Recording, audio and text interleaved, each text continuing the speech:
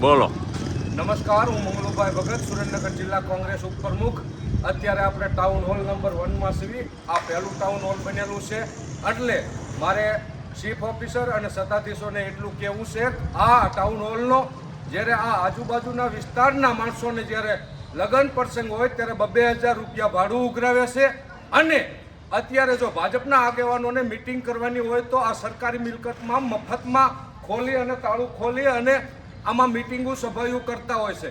તો મારું કહેવાનું એ છે કે ગામના જનતા માટે ઠરાવ કરો કે જેને જેને જરૂર હોય એને મફત આ ટાઉન હોલ ભાડે આપવામાં આવશે. 1 પણ રૂપિયો લેવામાં નહીં આવે. તો જનતા પાસેથી ભાડું લેવાનું, એમની સભાઓ કરવા માટે મફત ખોલી દેવાનું. આ ગામની મિલકત છે, ગામને બધાને કામ આવવી જોઈએ. ભાજપ, કોંગ્રેસ, આમ આદમી, જનતા કોઈ પણ હોય એના માટે આ કાયમી માટે મફત ખોલવી એવી મારી વિનંતી છે.